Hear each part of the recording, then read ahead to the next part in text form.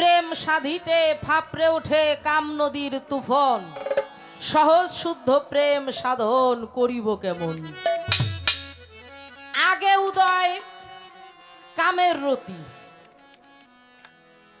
আর এই কামকে নিবারণ করা এটা সহজ ব্যাপার না। কামকে নিবারণ করে প্রেম করতে যাই, কিন্তু সেখানে কামের উদয় ঘটে যায়। এখন তুমি নারীর কাছে যাবে, এই সাধনার বলে কুম্ভদমে টান মারিয়া ভাটির পানি টাই নেয় না। হ্যাঁ, এখানে এই যে নাভির নিম্ন দেশে ষটচক্র আছে বাবা, ইহা সাধনা ছাড়া মানুষ বুঝবে না। এখানে ষটচক্রের একটা বিষয় আছে। এই ষটচক্র ঘুরাইয়ে যখন সে এই দমের টান দেবে, সাধনা করবে, এই দমের টানে ভাটির পানি উজানে আসবে। এই সাধনায় ষটচক্র ঘুরাইয়া ভাটির পানি ডাইন পাশে জমা রাইখা এরপরে কামের ঘাটে যাবে। ইচ্ছামতো নদী গোসল। আর যদি কোনোদিন সাত জাগে যে আজকে আমি বাবা হব, আর ওই মেয়েটা যদি কয় আজকে আমি মা হব, তাহলে সাধু পুরুষ যারা তারা এই দম ছেড়ে দিয়ে এই ষটচক্র ঘুরাইয়ে ওই অনুযায়ী তারা সন্তানাদি ভবে আনে। এখানে একটা দমের করণ আছে বাবা, ওই যে রেশক পুরক কুম্ভকে, এইখানে রেশক পুরক কুম্ভকের একটা দমের সাধন আছে। ওই যে দমের পাখি ধরগা দমের কলে কলে, দমের পাখি ধরগা দমের কলে অতি নিরলে। গুরুর কাছে আছে সন্ধি, কল চিনিয়া করগে বন্দি।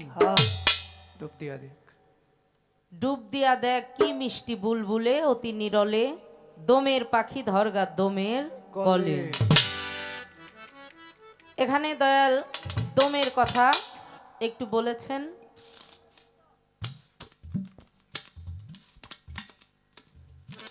অনেকগুলো কথা, সব কথা ধরা যাবে না। যে কথাগুলো নতুন করে আবার দয়ালের কাছে চাওয়া পাওয়া রাখবো, সেই কথাগুলোই ধরতে হবে।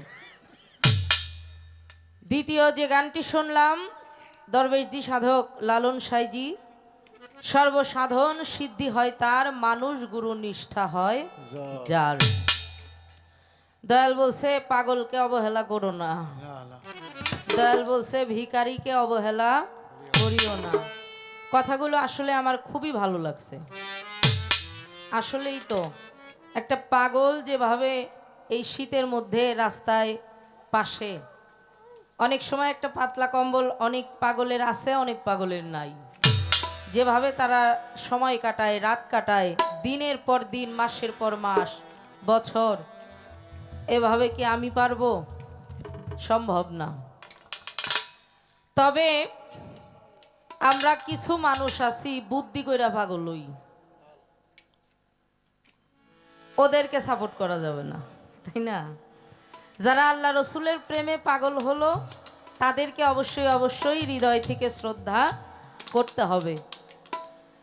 আবার এই যে ভিখারি, কিছু মানুষ আমরা আমাদের সমাজে দেখতে পাই কাজ করে খাওয়ার ডরে, মানে ওর ভিতরে হলো ব্যাগটুক হলো কুড়িয়ে, যার কারণে ওরা ভিক্ষা করে। ওদেরকে সাপোর্ট করা যাবে না। হ্যাঁ, শক্তি নাই, সেই মানুষটা অসহায়, সে কাজ করতে পারে না, সে ভিক্ষা করুক, কোনো সমস্যা না। এটা আমাদের ইসলামে সমর্থন করে। কিন্তু যার শক্তি আছে, সাহস আছে, বল আছে, তাকে সাপোর্ট করা যাবে না। দয়াল বলছে মানব দেহের গুরু এবং শিষ্য, কাম হলো শিষ্য, প্রেম হলো গুরু। প্রেমের মাধ্যম দিয়ে কামকে কতল করতে হবে। দয়াল মুখে মুখে আমরা অনেক কিছু বলতে পারি, কাজের বেলায় অনেকেই পারি না। দয়াল পারে, কিন্তু আমরা শিষ্যরা পারি না। লালন সাইজির একটি গানের মধ্যে আছে, প্রেম সাধিতে ফাপড়ে ওঠে কাম নদীর তুফন, সহজ শুদ্ধ প্রেম সাধন করিব কেমন। আগে উদয় কামের রতি, আর এই কামকে নিবারণ করা এটা সহজ ব্যাপার না। কামকে নিবারণ করে প্রেম করতে যাই, কিন্তু সেখানে কামের উদয় ঘটে যায়, যার কারণে আমার অনেক সমস্যা। দয়াল বলছে কাম ক্রোধ লোভ, লোভ, মদ, মাৎসর্য এগুলোকে ত্যাগ করতে হবে। এগুলোকে ত্যাগ করতে পারি নাই, এটা হয় নাই আমার দ্বারা। আমার মধ্যে লোভ আছে। আগে অনেক সাধক শিল্পীদের আমি দেখছি বাবা, আমাদের কুষ্টিয়া অঞ্চলে, এরা কিন্তু টাকার বিনিময়ে গান করতো না। হ্যাঁ, আমরা কি করি, ওরা যাইতো গানে, আবার এত কথাও বলতো না। সাধকের 2টা করে গান করত, গানের উপরে দাঁড়িয়ে কিছু আলোচনা করত, পাশের শিল্পীও সেম একই করত। গান শেষে কয় টাকা দিল না দিল এটা কিন্তু গুইনা দেখতো না। আমরা না গুইনা বাড়ি যাই না, লোভ হলো ব্যাগটুক ভিতরে। মোহ, পরিবার পরিজন আত্মীয় স্বজন, আজকে জমি কিনলাম 1 বিঘা, আবার যেন 5 বিঘা কিনতে পারি, এই যে লোভ ভিতরে কাজ করে। আজকে বিল্ডিং করলাম 1 তালা, কালকে যেন 2 তালা করতে পারি, এই যে লোভগুলো কাজ করে, এগুলো দমন কি করে করব? হচ্ছে না তো দয়াল। কামনা বাসনা, নিত্য নতুন বাসনা ভিতরে জন্মায়। এসব থেকে আমি মুক্ত হতে পারবো, এটা কি করে পারবো? এই কথাগুলো আপনি একটু বলবেন। মুক্ত হতে বলেছেন, কিন্তু কি করে মুক্ত হতে পারবো এই বিষয়টা আমার জানা নাই। মায়া বড় খারাপ জিনিস। ওই ইদানিং একটা গান ভাইরাল হয়েছে, আমার মায়াই বইরা যাইবা বন্ধুরে। মায়া হলো ভীষণ যন্ত্রণা। মায়া হলো ভীষণ যন্ত্রণা। হ্যাঁ, এই মায়াটা কি করে ত্যাগ করব? যাদের মাধ্যমে আসছি মা বাবা, এরা হলো প্রথম মায়া। এরপরে যৌবনে পদার্পণ করলাম, বিয়ে হলো, সংসার, সন্তানাদি, পরিবার পরিজন, এটাও হলো একটা মায়া।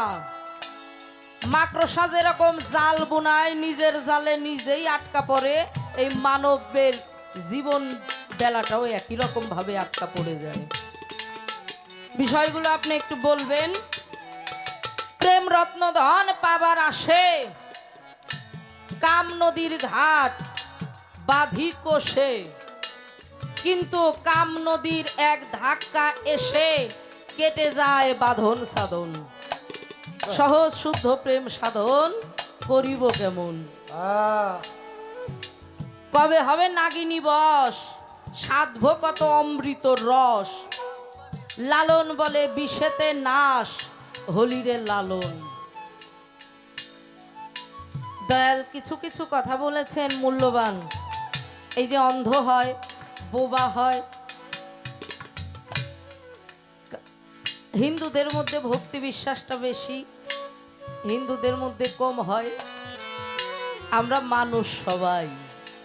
হ্যাঁ, এখন হিন্দুদের মধ্যে কম হলো, ইসলাম ধর্মে বেশি হলো, বিষয়টা কি এখানে? ভক্তি বিশ্বাস, বেয়াদবি মাফ করবেন, শুধু ভক্তি বিশ্বাস থাকলেই কি হয়? তুমি দয়াল হলে লাভ কি? আমি ভজন ভক্তিহীন। তুমি তো আমার দয়াল, আমার সামনেই আছো, তোমার নামও আমার মুখে আছে, চোখে আছে তোমার ছবি, এরপরেও আমার দ্বারাই কিছু হচ্ছে না কেন? কারণ আমি কোনো কর্ম করতে পারি না। শুধু নাম নিলে কিন্তু মুক্তি হয় না, শুধু নামে মুক্তি হয় না। লালন সাইজি বলেছেন, বিনা কাজে ধন উপার্জন কে করতে পারে?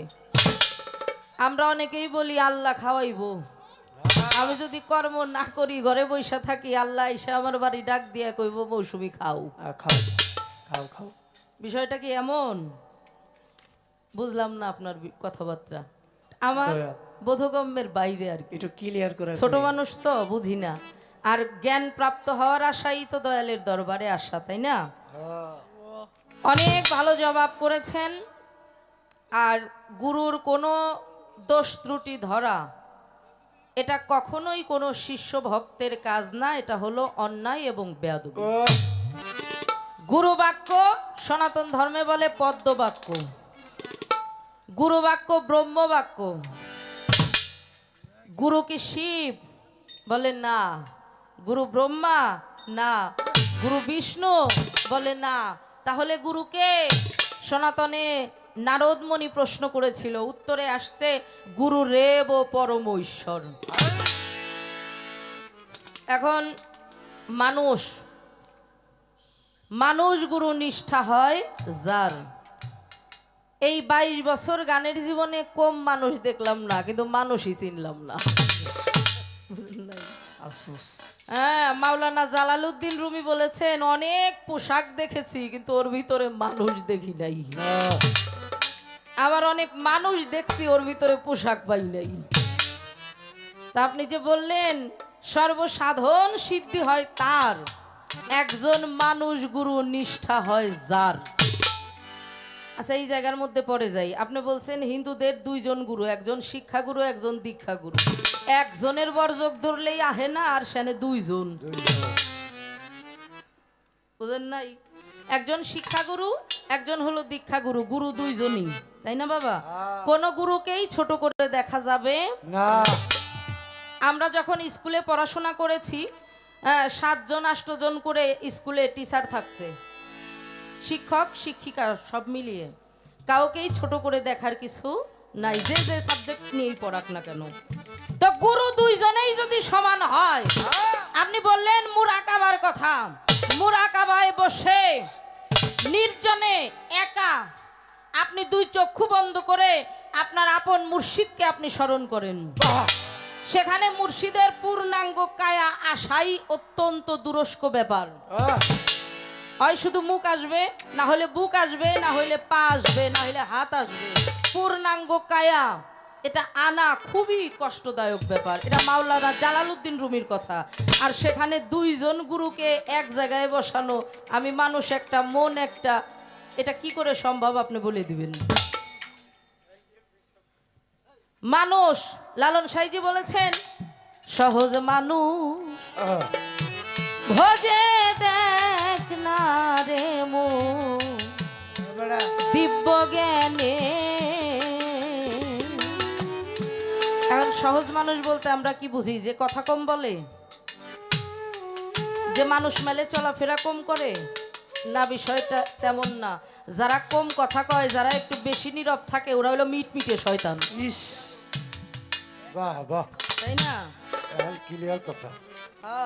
এই জন্য আমি সহজ মানুষ চেনার জন্য কথাটা বললাম। দয়া না থাকমু, কেউ না থাকলেও আমি থাকবো। এরপরে দিদলে মিনালে সোনার মানুষ উজলে, দিদলে মিনালে সোনার মানুষ উজলে, মানুষ গুরুর কৃপা হলে জানতে পারবি, মানুষ ভজলে সোনার মানুষ হবি, মানুষ ভজলে সোনার মানুষ হবি। এই দ্বিদলে মিনালে একটা মানুষ থাকে, ওই মানুষটা কোন মানুষ আপনি একটু বলে দিবেন? মানুষে মানুষ গাথা, দেখতে যেমন আলোকলতা, এই মানুষে মানুষ গাথা, দেখতে যেমন আলোকলতা, জেনে শুনে মোরাও মাথা, জেনে শুনে মোরাও মাথা, তবে করবি মানুষ ভজলে সোনার মানুষ হবি। দ্বিদল আর মিনলে সোনার মানুষ উজলে। আপনারা আলোকলতা গাছ চিনেন? দেখবেন এই আলোকলতা অন্য গাছের সাথে এমন ভাবে মিশে থাকে, বোঝাই যায় না যে এর অস্তিত্বটা কোথায়, তাই না?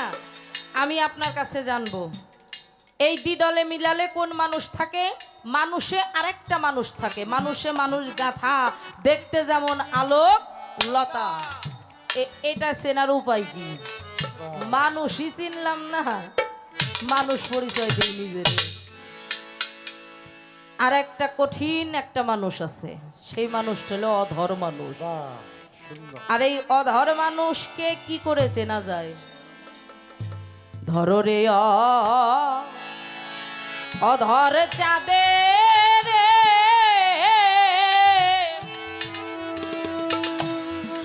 আধারে ধর দিয়ে, এই অধর মানুষকে কি করে চেনা যাবে? এই কর্মগুলো, এই কাজগুলো কি করে সম্ভব, এটা গুরু ভিন্ন আমায় কেউই বলে দিতে পারবে না দয়া করে আপনি একটু এর মীমাংসা দিন। এখন ছোট্ট করে একটা গান গাই। ভাবছিলাম শুধু প্রশ্নবোধক গানে গানেই চলে যাব, কথাবার্তা একেবারেই বলবো না, না আমার ভাই খালি কয় একটু কোয়েন, আমার কুরবান ভাই কয় শুধু একটু কোয়েন। আমরা বর্তমান যেখানেই গানে যাই গান বেশি কথা কম। খালি কয় বিচ্ছাদ গান। আরে দূর, ওইটা না, আন্দাজে টুক করে এক কথা কোন যেগুলো বিচ্ছেদ গান না, যে গানই হোক আমরা গানের সংখ্যাটা বর্তমানে বেশি, আলোচনা খুবই কম করি, কারণ আপনারা তো জানেন অবস্থা, তাই না? এই আর কি। যাক দয়াল টিপু শাহ আল্লাহর অলি, দয়ালের দরবারে আসছি আর বিশ্বাস করি আল্লাহর অলি যারা, এদের রহমত থেকে আমরা যেন কেউই বঞ্চিত না হই। আমার কথা আল্লাহ যদি নাও শুনে, আল্লাহর অলির কথা তো শুনে, তাই না?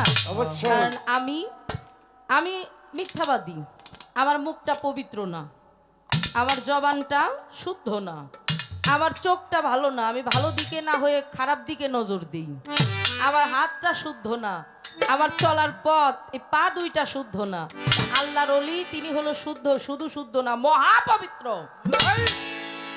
তার ছত্র ছায়ায় গিয়ে আমি যেন একটু পবিত্র হয়ে প্রকৃত মানুষ হয়ে কবরে যাইতে পারি। তো একটি গান করি। আমার কাছে কঠিন করে একটা প্রশ্ন করছে, আইঠা জিনিস নিব না, আইঠা জিনিস খাইব না, কারোর জাগায়ও বইব না, না ঝরা ফুলে পূজা হয় না, আবার মানে এটা আগেই দিতে হবে আর কি, নগদ টাটকা টাটকা না। আহা, যাক ভালো, নিজের তৈরি জিনিস দিত। আচ্ছা তোমরা দিও তোমাকে গুরু গো, দেখা যাক কি আসে আগে গানের মধ্যে।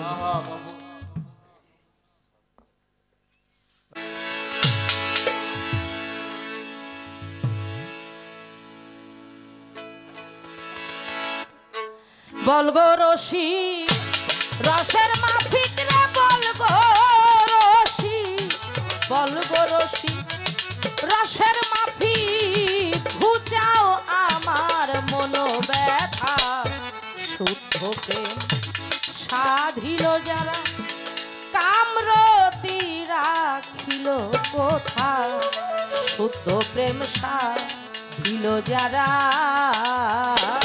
ওরে বলগরছি, ওছল মাদের বলগরছি, বলগরছি, রসের মাবি, টুটাও আমার বলো জ্বালা। ছিল যারা, কবিরতি রাখিল কোথায়, ছিল যারা, কবিরতি রাখিল কোথায়। আগে উদয় কামের রতি,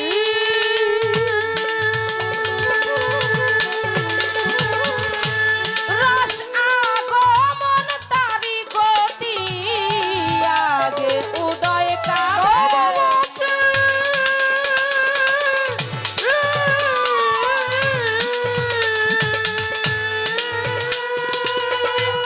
রস আগমন তারি গতি, সেই রসে করে স্থিতি, সেই রসে করে স্থিতি, খেলছে মানুষ প্রেম দাতা, শুদ্ধ প্রেম সাধিল যারা, কামরতি রাখিল কোথা, শুদ্ধ প্রেম সাধিল যারা।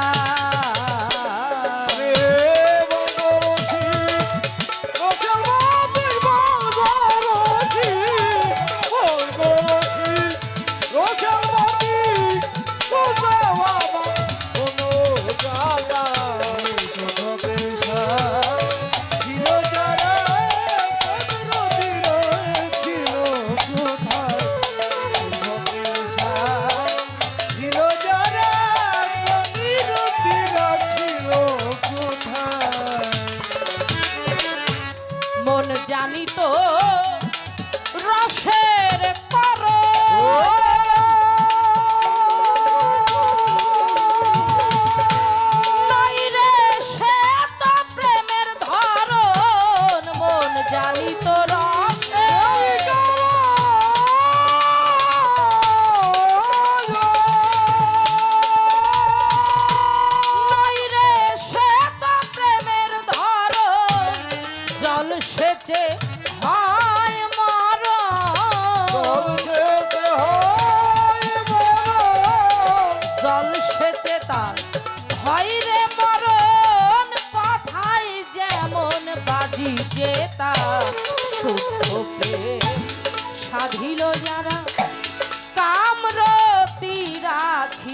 কোথা শুদ্ধ প্রেম সাধিল যারা বলে বঙ্গরসি রসের বাতিল বঙ্গরসি বঙ্গরসি রসের বাতিল গুকাওয়া হলো জালা শুদ্ধ পেশা দিল যারা বিরোধীরা ছিল কোথায় শুদ্ধ পেশা দিল যারা বিরোধীরা ছিল কোথায়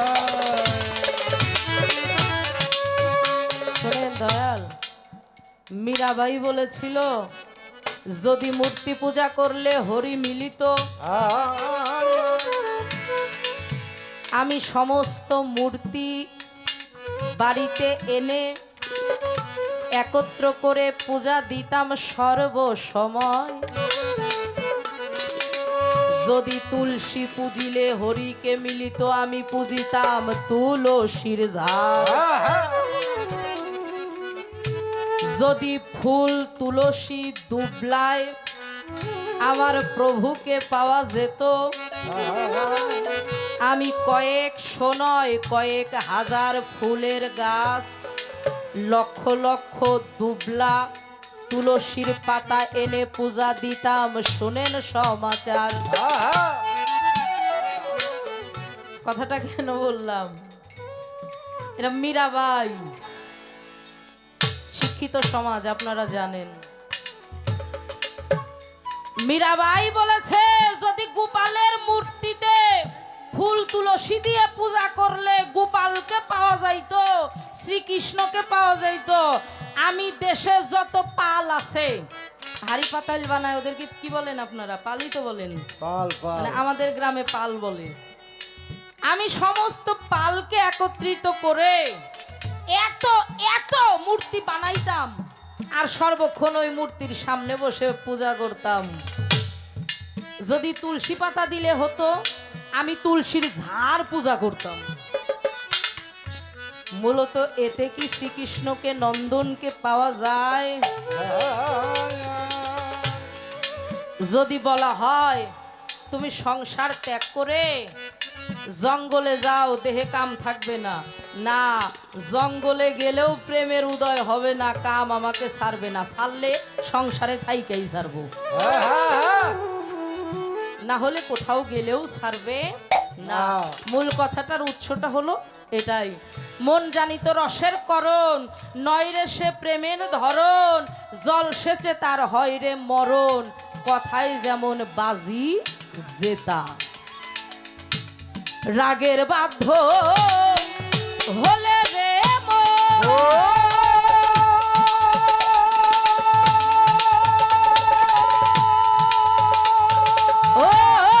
আপনার আপনি ভোলে সেই জন, রাগের বাধ্য হলে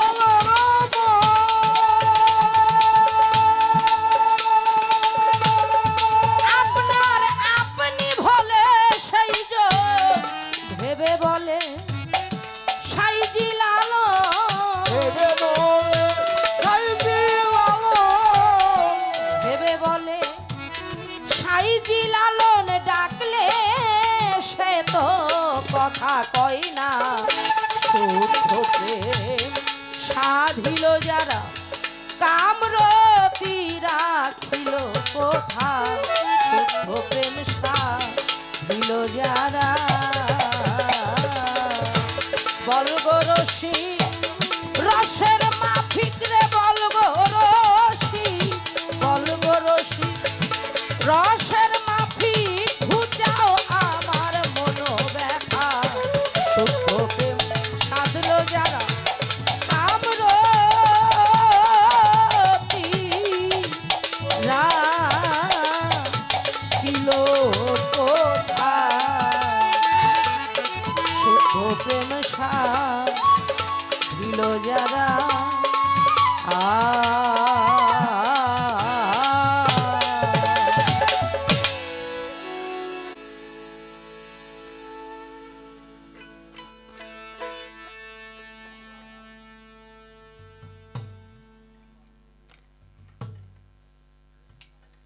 গুরু প্রেম এটা অর্জন সবাই করতে পারে না।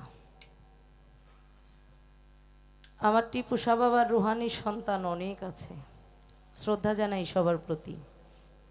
তা আমাদের এই যে জয়মণ্ডপ, আমাদের পাগল উনি ওখানে আছে।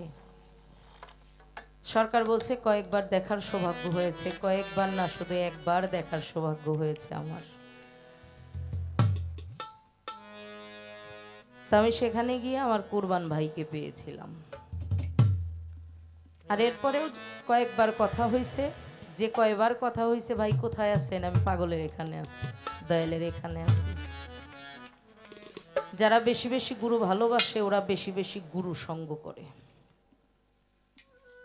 আর যারা বেশি বেশি গুরু সঙ্গ করে ওদের মনে কখনো অপবিত্র আসতে পারে না। কারণ আমার গুরুর চাইতে পবিত্র তো আমার কাছে আর কেউ না, তাই না? আমার গুরুর চাইতে বড় কোনো অলি আমার কাছে অন্য কেউই নাই, ছিল না, হবে না।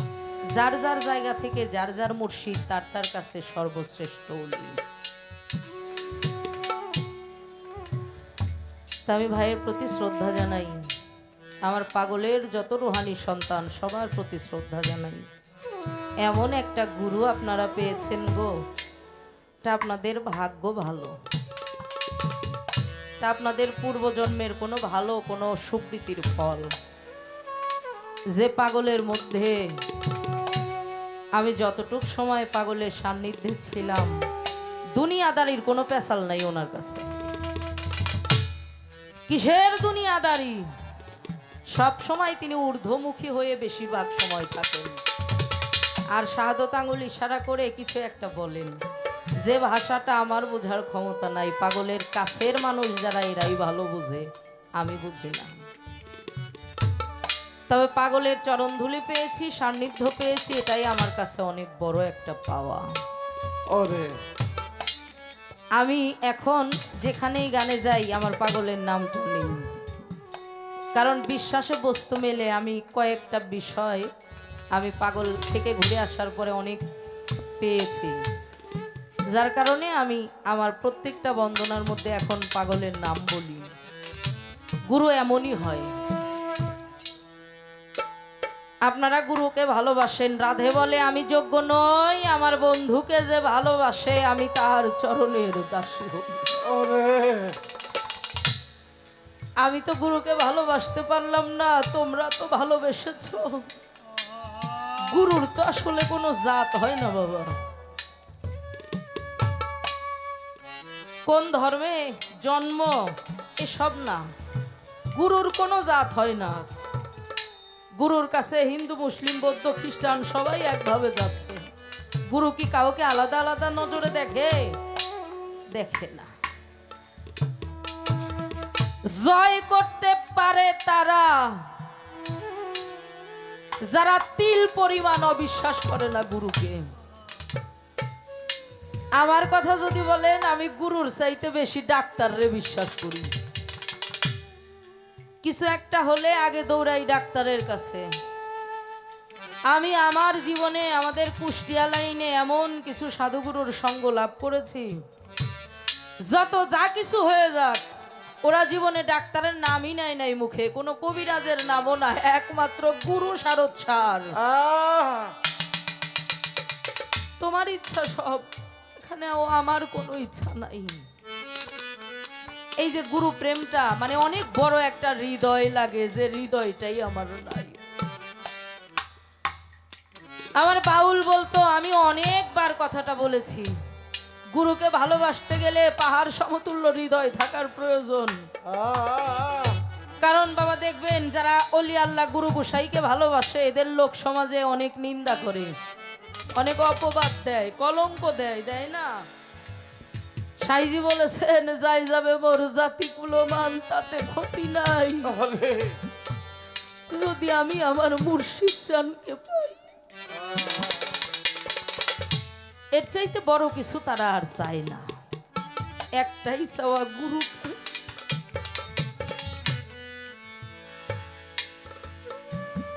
গানে গানে আমার মাওলাকে ডাকি, এটা আমার জন্য ইবাদত। গুরুর জায়গাটা কোথায় জানেন?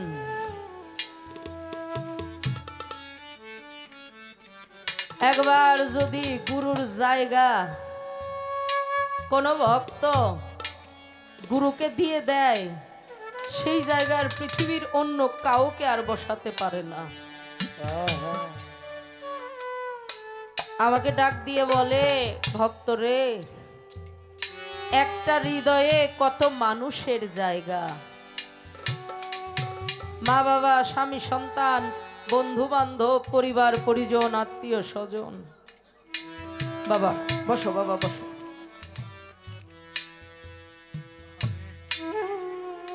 দুই কাঁধ,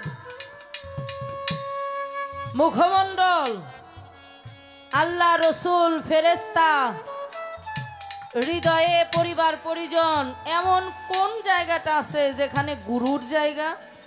মানব দেহের ভিতরে।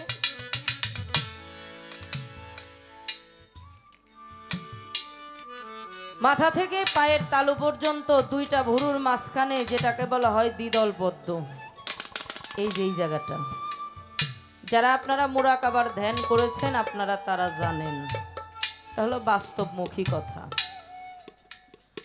মুরাকাবার ধ্যান করবেন, আসন করবেন, চক্ষু বন্ধ করবেন, দেখবেন গুরুর ছবিটা এই জায়গাটার মধ্যে ভাসমান হয়ে উঠবে, সবারই উঠে।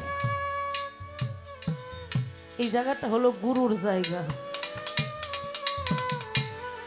গুরুকে ঊর্ধ্ব জায়গায় রাখতে হয়, কখনো নিম্নগামী জায়গায় গুরুকে দিতে হয়। আর এই জায়গার মধ্যে যারা গুরুকে বসিয়ে কর্ম করতে পারে ওদেরই কপালের মধ্যে নূরে মোহাম্মদী ঝলক দেয়। যাদের দেখলেই ভালো লাগে, মনে হয় মানুষটা গুরু প্রেমিক, পাক পাঞ্জাতন প্রেমিক। একই বিষয় দেখেন, মেয়েদের মধ্যে মেয়েদা তো অলি হয় না, আম্বিয়া হয়। মেয়েদের মধ্যেই একজন মেয়ের কথা খুবই বেশি আসছে, রাবেয়া বসরি। এই রাবেয়া বসরি একদিন ঘুমিয়ে আছে, স্বপ্ন যোগে আমার আখেরি জামানার শেষ নবীজি আসছে। শেষ নবীজি এসে ডাক দেয়, রাবেয়া, ও মা রাবেয়া। ঘুমের মধ্যেই তাদের মধ্যে কথাবার্তা চলছে। বাবা খুব আসতে বলতো, কে আপনি? আমার হুজুর পাক, তিনি বলছেন আমি আখেরি জামানার শেষ নবী। হুজুর আপনি আসছেন আমার কাছে, আমার জীবনটা ধন্য হয়ে গেল। আমার হুজুর পাক মূলত পরীক্ষা করার জন্য। ও রাবেয়া, তুমি আমাকে ভালোবাসো? জি হুজুর ভালোবাসি। তোমার মানব দেহের ভিতরে, ওই যে আমার গুরু যে প্রশ্নটা করছে একই বিষয়, তোমার মানব দেহের ভিতরে আমার জায়গাটা কোথায়? যে আমি বলেছি না, গুরুকে একবার যদি কোনো ভক্ত একটা আসন দিয়ে দেয়, ওই জায়গার কারোর ক্ষমতায় নাই অন্য কাউকে না বসাইব। মানব দেহের ভিতরে আমার জায়গাটা কোথায়? রাবেয়া, রাবেয়া ডেকে ডেকে বলেছিল, হুজুর আমি অত্যন্ত নগণ্য, আমি আপনার প্রশ্নের জবাব কি করে দিতে পারি? যদি দয়া করে রাগ না হইতেন, আমার একটা প্রশ্নের উত্তর দিতেন, আমার মনে হয় জবাবটা আপনি পেয়ে যাবেন। বলো। ও রাবেয়া, কি এমন প্রশ্ন করবে যেখানে জবাব হয়ে যাবে? রাবেয়া বসরি ডেকে বলেছিল, হুজুর একটা তরোয়ার, আর ওই একটা তরোয়ারের কভারও একটা, আমার জানতে বাসনা ওই একটা কভারে তো ওই একটা তরোয়ারই রাখা যাবে নাকি দুইটা রাখা যাবে? হুজুর পাক বলেছিল একটাই রাখা যাবে, যেহেতু কভার একটা। আর একটা রাখতে গেলে হবে না, হয় ছিঁড়ে যাবে না হলে ফেটে যাবে, যেহেতু একটা কভারেরই জায়গা। রাবেয়া বসরি ডেকে বলেছিল, হুজুর গো, আমার এই দেহ নামক কভারের মধ্যে আমার মুর্শিদ নামক তরোয়ারটা আমি ভরে ফেলেছি।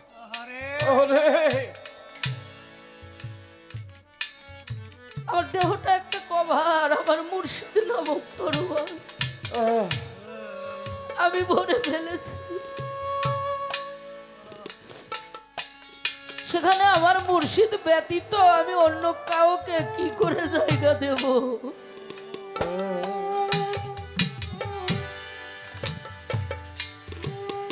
আমার হুজুর পাক ডেকে ডেকে বলেছিল মারাবে, আরে আমি উত্তর পেয়ে গেছি।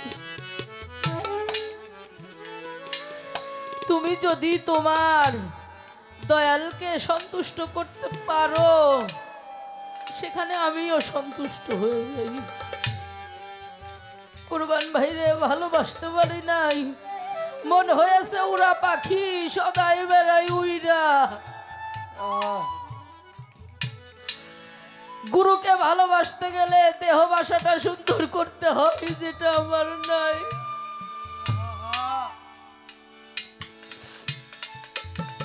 পারি নাই। বাউল রহমান বললেন, তোমার ওই না মধুর বাণী যত পরাণ ভরে শুনি, ওই সুরধ্বনি আর অন্য কোথাও নাই। আহ, দয়ালের মুখের যে বাণী, আপনি হাজার হাজার মানুষের মধ্যে চলাফেরা করবেন, কথাবার্তা বলবেন, দয়ালের মুখের বাণীর মতো আর একটা বাণী কি মিলবে? কখনোই মিলবে না।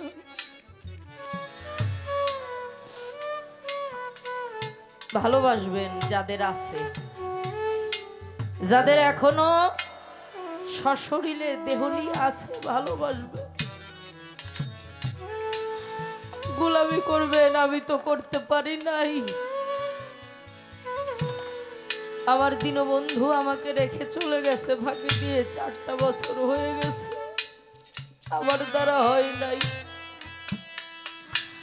ভালোবাসা যে কেমন, এই ভালোবাসাটা ভালোবাসতে পারি নাই। গুরু পরীক্ষা, এটা বড় কঠিন পরীক্ষা রে।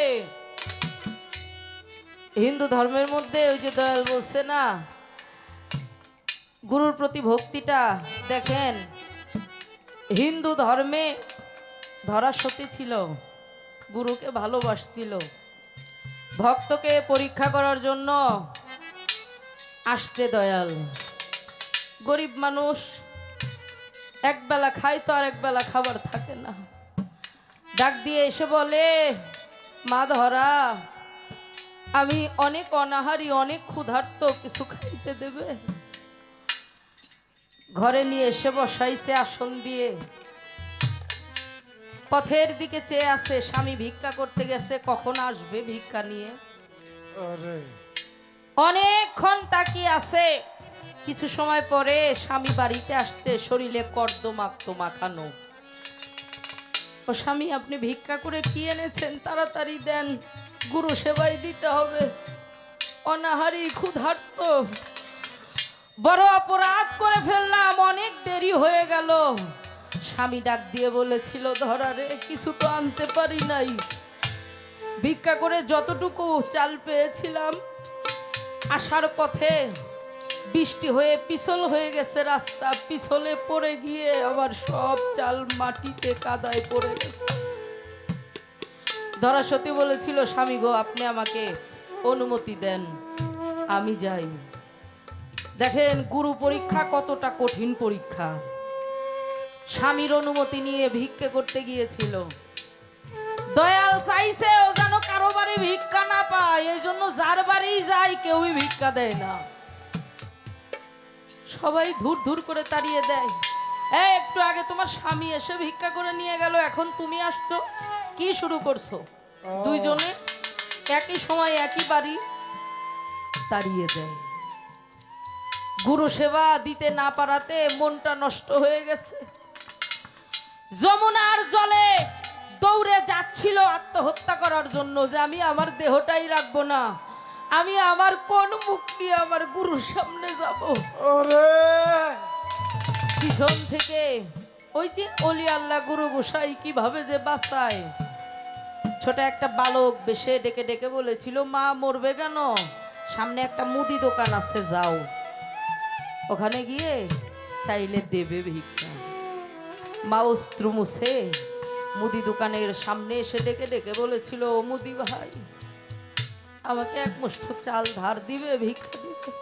বলে না, সকালবেলা আমি এখনো বউনি করতে পারি নাই, এখন আমি তোমাকে কি করে ধার দেব, আর ভিক্ষাই বা কি করে দেব, দিতে পারবো না। তবে দিতে পারি একটা শর্তে। ওই যে গুরু পরীক্ষা বললাম না, ডাক দিয়ে বলেছিল, তুমি যদি তোমার একটা স্তন কেটে আমার দোকানে বন্ধক রাখতে পারো, আরে তাহলে তোমাকে চাল দেব।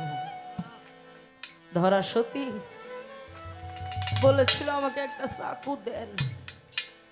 হাতে একটা চাকু নিয়ে নিজের একটা স্তন নিজেই কেটে দোকানির কাছে বন্ধক রেখে বাড়িতে এসে রান্না বাড়া করে যখন সেবা দিতে গেছে, দয়াল ডাক দিয়ে কয়, না, তোমার সেবা তো নেওয়া যাবে না। কেন?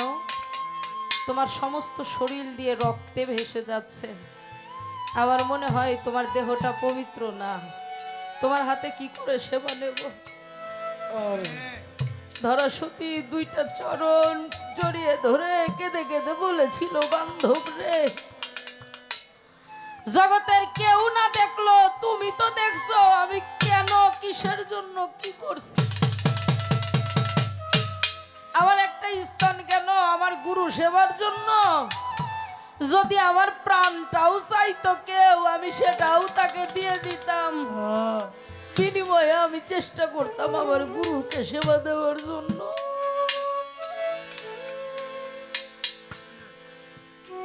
দয়ালে ডাক দিয়ে বলেছিল, মা ধরা রে, আর আমার বুঝতে বাকি নাই, আমি সন্তান হয়ে পরজন্মে জন্ম নিয়ে তোমার ওই স্তনের দুগ্ধ খাবো, তুমি হবে আমার মা। আরে সামান্য কিছু চাইলেই দূরে চলে যাই, গুরুকে কি করে পাবো? সম্ভব না।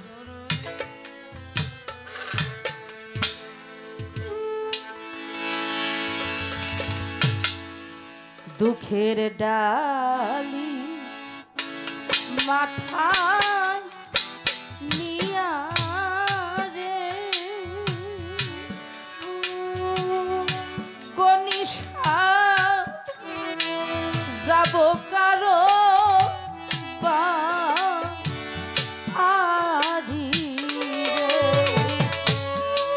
ও টিপুষা যাব কারো বাড়ি রে, দয়াল আমার দুঃখ সারবে আমার নিদান যাবে কি? দুঃখের ডালি মাথায় রেল,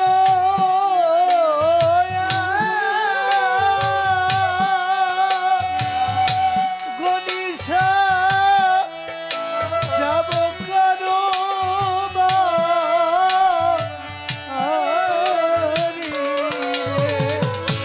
রে, পোষায় আমি যাব কারো বাড়ি রে, দয়াল আমার দুঃখ কাঁদে, দয়াল আমার নিদান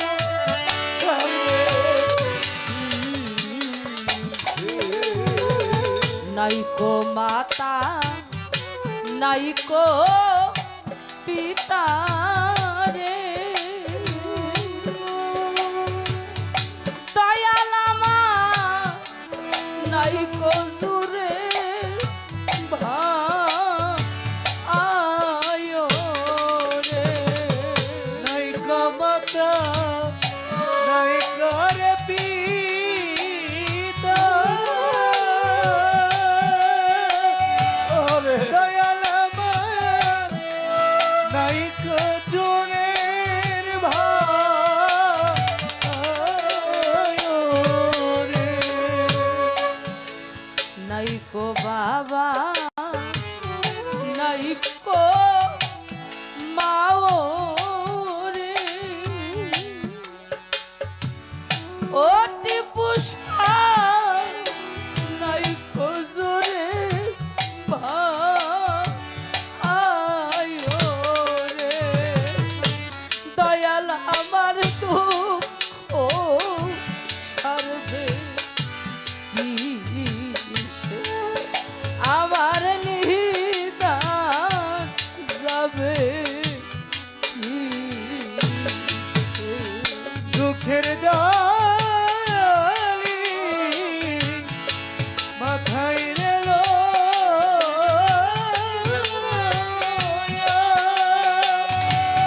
দয়াল আমি যাব কারো বাড়ি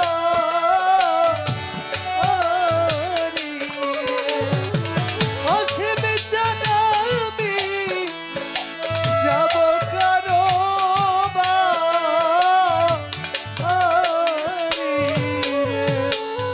দয়াল আমার দুঃখ সারবে দয়াল আমার নিদান সারবে যার হারাইছে মনে মানুষ রে জগতে সেই তো জানে জানা রে যার হারাইছে মনের মানুষ জগতে সেই তো জানে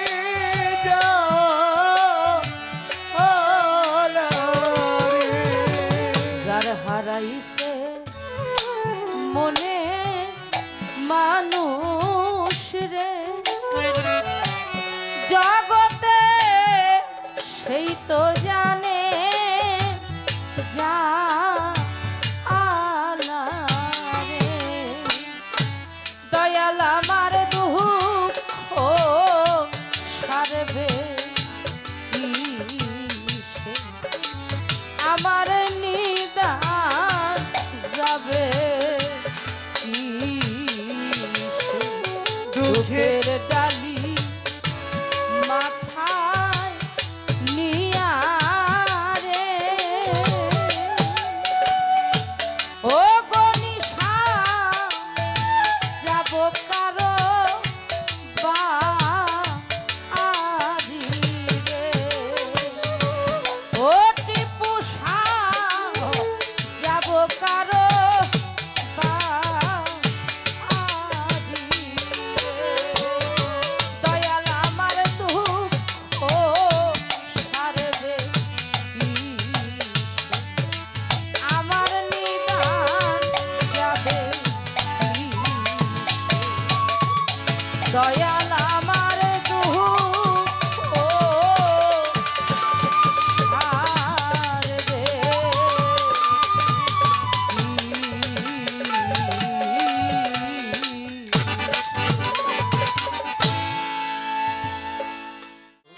প্রেমিকে দিলে সাঁতার অনায়াসে পাইছে কিনার নবরস পঞ্চআকার কৃষ্ণ বরণ কালারে মন কৃষ্ণ বরণ কালা প্রেমিকে দিলে সাঁতার অনায়াসে পাইছে কিনার নবরস পঞ্চআকার কৃষ্ণ বরণ কালারে মন কৃষ্ণ বরণ কালা তিন ঘাটে তিন দেবী খাড়া হাতে লইয়া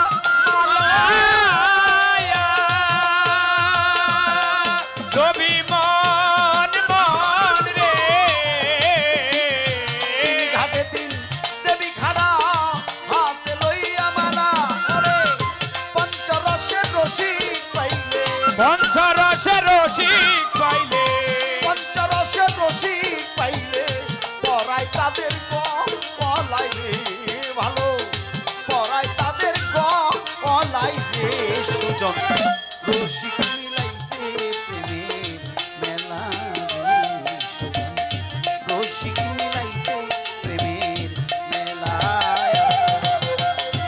সরজতম রসে তিন গাটে হয় খেলা রে অমন তিন গাটে হয় খেলা রে সজন রসিক মিলাইছে প্রেমে মেলা রে সজন রসিক মিলাইছে প্রেমে মেলা তাই তো সূক্ষ্ম প্রেম রসে ভরা অরসিক খাইস না তোরা অকালে যাবি মারা হইয়ায়ো তোলারে মন হইয়ায়ো তোলা সূক্ষ্ম প্রেম রসে ভরা অরসিক খাইস না তোরা অকালে যাবি মারা হইয়ায়ো তোলারে মন হইয়ায়ো তোলা রতিমতি উঠে যাদের অভ্যাস আছে চলায়া রবি মন মন রে রতিমতির উঠে যাদের অভ্যাস আছে চলা হবে জানে উতারে সালাম করে তবে তারে সালাম করে জমে তারে সালাম করে হাসান কয় তিনবে এলারে ভবে হাসান কয় তিনবে এলারে সুজন রসিক মিলাইছে প্রেমে মেলা রে সুজন রসিক মিলাইছে প্রেমে মেলা রসে তিন গাঠে হয় খেলা রে অমন তিন গাঠে হয় খেলা রে সজন রসিক মিলাইছে প্রেমে মেলা রে সুজন রসিক মিলাইছে প্রেমের মেলা রে সুজন রসিক মিলাইছে প্রেমের মেলা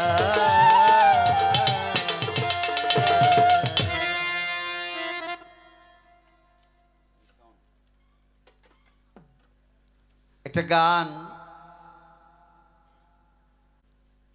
কবি হাসান চিস্তির একটা গান আমি রাখলাম, গানটা ইশারা দেওয়া, এটা গুরুগঞ্জ থেকে ভক্তকে ইশারা দেওয়া। বাবা কাম থাকিতে খুলবে না তোর প্রেমের ঘরের তালা। বিষয়টা ভালো করে খেয়াল করতে হবে। এই জন্যে এটা অনেকেই চিন্তা করে, বাবা আপনি তো বলেন, আমরা তো চেষ্টা করি আপনার ছবিও সাথে রাখি, যখন কামে যাই কামের ঘাটে যাব তখন আপনারেও স্মরণ করি, ওই ছবিও সাথে রাখি, এরপরেও যে আমি বাঁচি না, এরপরেও আমি ঝরি, এরপরেও আমি মরি, তাইলে করণটা কি? এখানে একটা দমের করণ আছে, সংক্ষিপ্ত আকারেই বলবো, বেশি কথা বলবো না। এখানে একটা দমের করণ আছে বাবা। ওই যে রেশক পুরক কুম্ভকে,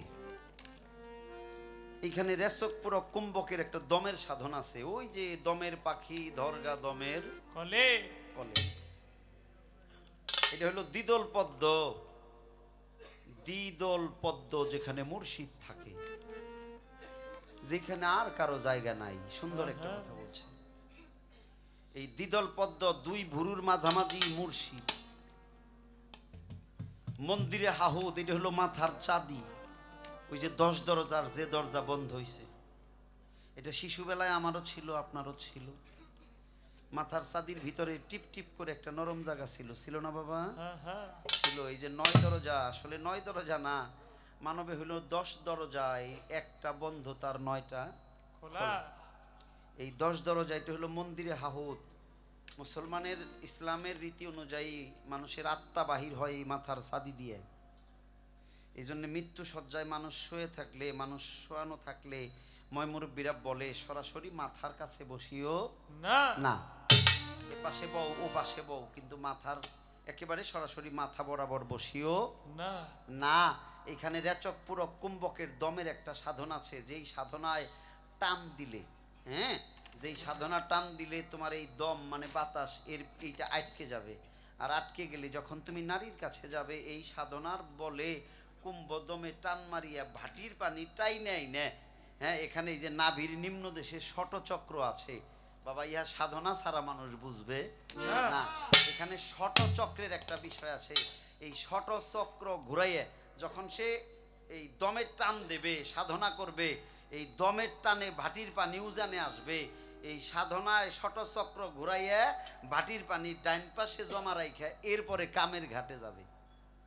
ইচ্ছামতো নদী গোসল। আর যদি কোনোদিন সাত জাগে যে আজকে আমি বাবা হব, আর ওই মেয়েটা যদি কয় আজকে আমি মা হব, তাহলে সাধু পুরুষ যারা তারা এই দম ছেড়ে দিয়ে এই শটচক্র ঘুরাইয়ে ওই অনুযায়ী তারা সন্তানাদি ভবে আনে। এগুলা সাধনার বিষয়।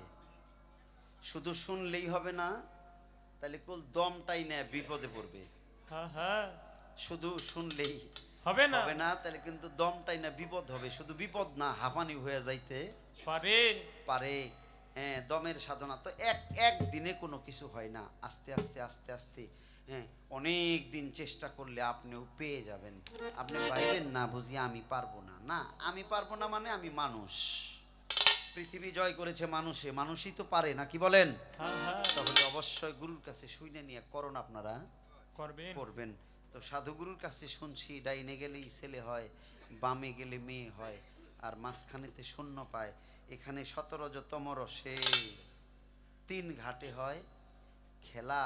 অর্থাৎ মূল মন্ত্র হইল রাস্তা একটা, পথিমধ্যে যাইয়া ডাইন পাশে বাম পাশে আরো রাস্তা আছে আছে। এই বিষয়টা ভালো করে খেয়াল করতে হবে, মুর্শিদের কাছেই ভালো করে জানতে হবে। হবে। এবার আপনি আসেন সহজ মানুষ। আপনি তাকে দেখেন আপনার এলাকায় একটা সহজ মানুষ পাওয়া যায় কিনা, সরল মানুষ পাওয়া যায় কিনা, যেই মানুষটা মিথ্যে বলে না, অন্যের ধন মাইরে খায় না, হ্যাঁ, অন্যের হক মাইরে খায় না, এতিমের হক ঠকায় না, যিনি কি করে না বাকি খায় না, এই যিনি বাকি খায় না, অর্থাৎ অন্যের ঠকায় না, পরিবারের হক আদায় করে, আত্মীয় স্বজনের হক আদায় করে। এরকম মুরিদ হইছে লোকটা মুরিদ হইছে, মুরিদ হইয়া গুরুকর্ম কইরা লোকটা খেলাপথ পাইছে। এরকম হক পথের একজন সহজ সরল মানুষ আপনি খুঁজা বাইর করে তার কাছে যাবেন। এই সহজ মানুষের কাছে গেলে আপনার সরল একটা রাস্তা দেখাবে। কি রাস্তা? যে রাস্তায় আপনি চলছেন ওই রাস্তা ভালো না। মুর্শিদ যে রাস্তা দেখাবে ওইটা হলো সরল পথ, হ্যাঁ, যেটা সিরাতিল মুস্তাকিম, সোজা রাস্তা, যেই রাস্তায় আল্লাহর রাসূল গেছে, নবী পয়গাম্বর গেছে। আপনি বলবেন আমারে ওই রাস্তায় নিয়ে দেন, তাহলে আপনার মুর্শিদ সরল পথ দেখাবে। সরল পথে যাইতে যাইতে একদিন একটা অধর মানুষ পাবেন। এই অধর মানুষের দেখা হইলে তার সাধনা ভজনা করলে উনি যদি কোন দিন অচিন মানুষ দেখায় তাইলে আপনি তারে দেখতে পারবেন। চেষ্টা চালিয়ে যান, সাধনা করে যান, অবশ্যই আপনিও পারবেন।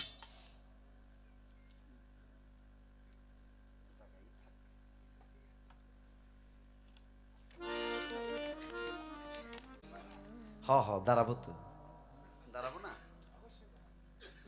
আই গই না মানুষ। কয়টা বাজে রে? মাত্র। আচ্ছা, অবশ্যই অবশ্যই। শিষ্য, সেবক, বালক, এরপরে হইল ভক্ত। শিষ্য, সেবক, বালক, এরপর আর একটা থাকে দাস, ভক্ত। আসলে বিষয়টা এরকম না, কেউ যদি কারো দাস হয়ে যায়, দাসেরও দাস, অধীন হয়েই যায়, তখন সে প্রায় ভক্তরূপে আইসে পরে। তাহলে শিষ্য, সেবক, বালক আমার খালি জানা দরকার শিষ্যের কর্মটা কি, সেবক এর অর্থটা কি, কর্মটা কি, বালক এর অর্থটা বা কর্মটা কি। এই 3 ক্লাস পার হয়ে তো ভক্ত হইতে হয়। আমার জানা দরকার শিষ্যের এই 3টা ক্লাস কি। যখন উনি শিষ্য ছিল তখন তিনি কি করছে, যখন উনি সেবক হইল তখন উনি কি করছে, যখন উনি বালক হইল তখন উনি কি করছে। এই 3টা বিষয় তার কাছে জানতে চাই।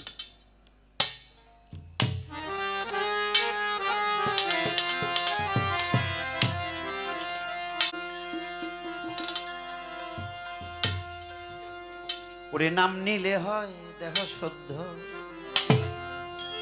আনন্দে প্রাণে ঢেউ খেলে, দয়ালের নাম নিলেই হয় দেহ। নামের বলে অথই জলে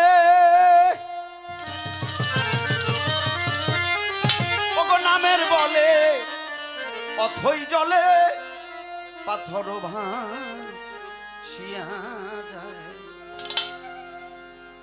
গুরু নাম নিলে হয় দেহ শুদ্ধ। কে কইল? অনেকদিন আগের কথা বাবা। চিটাগাং পাহাড়ের উপরে দাঁড়াইয়া খাজা খান জাহান আলী বলছিল, পাথর রে, আল্লাহ পৃথিবীতে পাঠাইলো, পাহাড়ের গায়ে লাই গেল বলি, মানবের কাজে লাগলি না। আরে খাজা খান জাহান আলী চিটাগাং পাহাড়ের উপরে দাঁড়াইয়া পাথরের দিকে তাকিয়ে বলছিল, পাথর রে, আল্লাহ জগতের ভিতরে পাঠাইলো, শুধু পাহাড়ের গায়ে লাইগা রইলি, মানবের কাজে লাগলি না। পাথর কুদরতিতে মাওলারে বলে, ও মাওলা, তোমার অলি খাজা খান জাহান আলী আমার জিজ্ঞেস করে আমি পাহাড়ে লাইগা রইলাম, মানবের কাজে লাগলাম না। জবান খুলে দাও, জবাব দাও। খাজা খান জাহান আলী তাকে দেখে পাথরের ভিতর থেকে ঝিম ঝিম ঝিম ঝিম করে পানি বাহির হচ্ছে, অর্থাৎ পাথর কেঁদে দিছে। পাথর কেঁদে কেঁদে বলছে, খাজা খান জাহান আলী, আল্লাহ পাঠাইছে, পাহাড়ের গায়ে লেগে রইছে, মানুষ তো আমাদের নেয় না, আমরা কি কাজে লাগি? দু চোখের জল ছেড়ে কাঁদে, পাথর থেকে ঝিম ঝিম করে পানি বাহির হয়। খাজা খান জাহান আলী ডেকে ডেকে বলেছিল, পাথর রে, যদি মানবের কাজে লাগতে চাস তাহলে এই নদীতে ভেসে যা, পাহাড়ের গায়ে থেকে নদীতে পড়ে যা। খাজা খান জাহান আলীর কথায় হাজার হাজার পাথর ওই পাহাড় থেকে পানিতে পড়ে গেল। ও বাবা, পাথর তো ওজনের হয়, এটা ডুবে যায়। আমার খাজা খান জাহান আলী বলল, পাথর নদীর গায়ে পড়ে যা। পাথর রে, জগতের সবকিছু ভাটির দিকে যায়, তোরা উজান বাইয়া যা। পাথর বলেছিল, আল্লাহর ওলি কোথায় যাব? খাজা খান জাহান আলী বলেছিল, যদি পারিস ভাসতে ভাসতে খুলনা বাগেরহাট চলে যা, ওইখানে একটা মসজিদ হবে, যদি পারিস ওই মসজিদের গায়ে লাগ, তাও তো একটা কাজে লাগবি। ও বাবা, পাথর পানিতে ডুবে যায়, খাজা খান জাহান আলীর কথায় পাথর পানিতে ভাসতে আরম্ভ করলো। জগতের সবকিছু ভাটির দিকে যায়, আর পাথর উজান বাইয়া যাইতে আরম্ভ করলো। চিটাগাং পাহাড় থেকে ভাসতে ভাসতে এই পাথর যাইতে যাইতে খুলনা বাগেরহাট গেছে।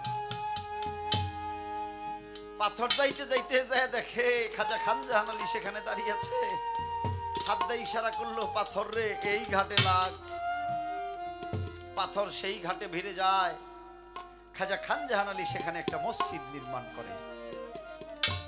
শোনেন নাই আপনারা?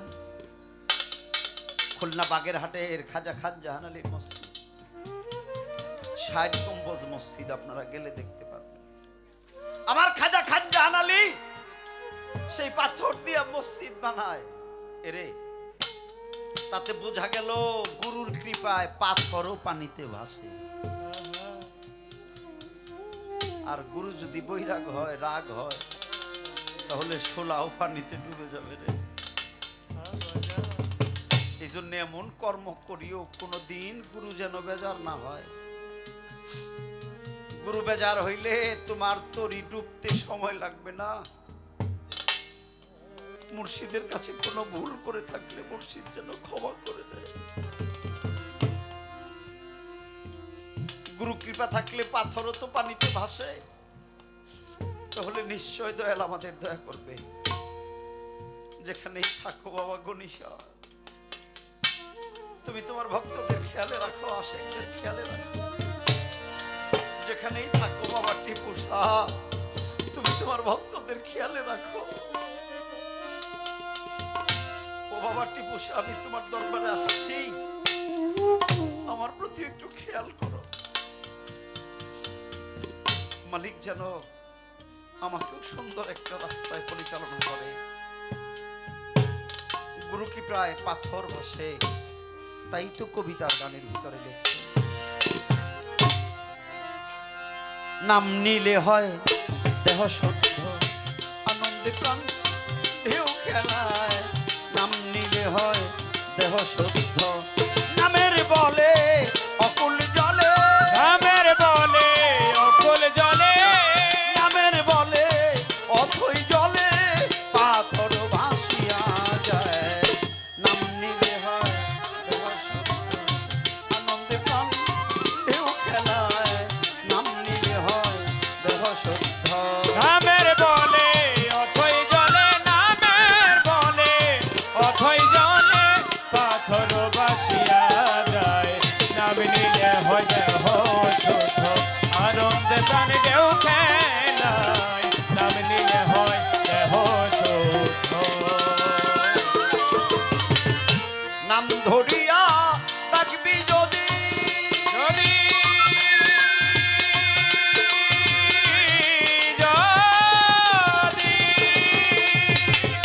থাকবে না আর ভববেদী নাম ধরিয়া ডাকবি যদি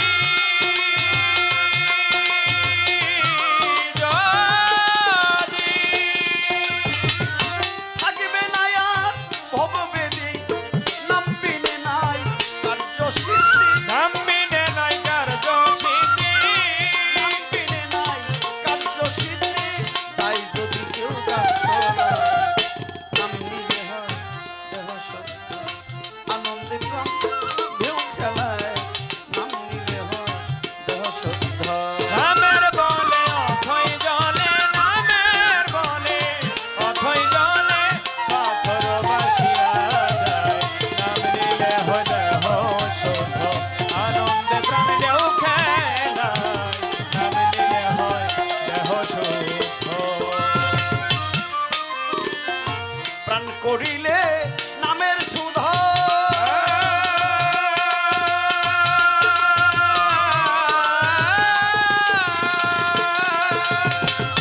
রবে না আর ভব ক্ষুধা প্রাণ করিলে নামের সুধা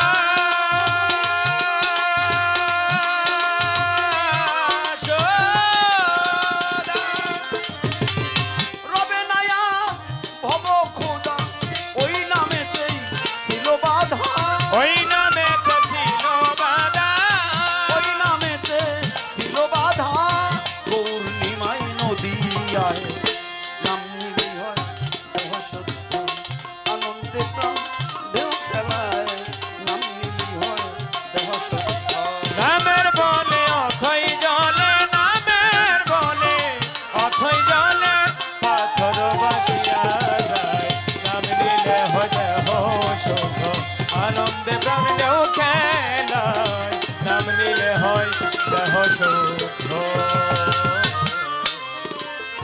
হনুমান হয় হরে ভক্ত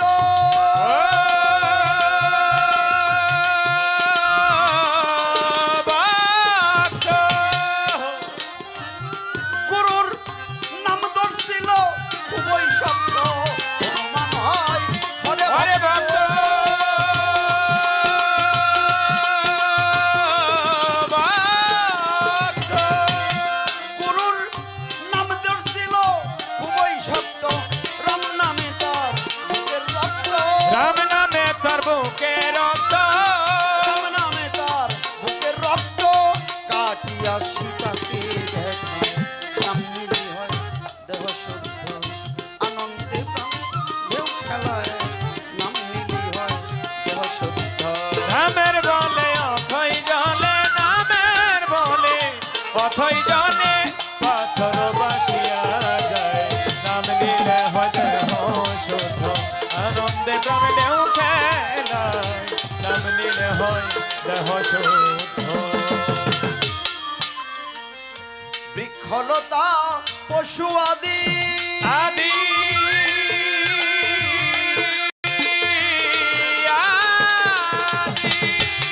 তাই তো নাম নিতে কেউ নাই রে বাকি বৃক্ষলতা পশু পশু আদি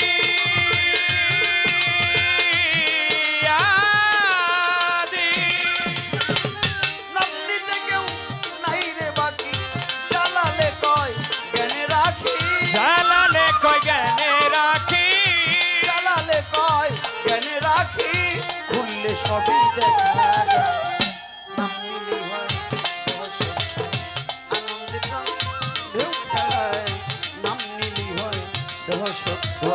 নামের বলে অথই জলে, নামের বলে অথই জলে, নামের বলে অকুল জলে পাথর ভাসিয়া যায়। নাম নিলে হয় দেহ শুদ্ধ, আনন্দে প্রাণ ঢেউ খেলায়। নাম নিলে হয় দেহ শুদ্ধ, আনন্দে প্রাণ ঢেউ খেলায়।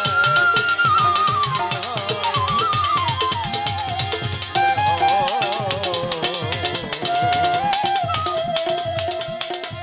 শুদ্ধ।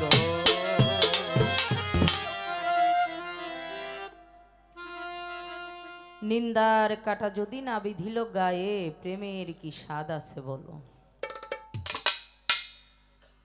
আর মাওলানা জালালউদ্দিন রুমি বলেছেন, পীর পূজা করে যদি কাফের ফতুয়াই না পাই, কেমন পীর পূজালি হলাম ভবে। একই বিষয়। ধন্যবাদ। সুন্দরভাবে জবাব করে দুইটি গান আমাদের মধ্যে করেছেন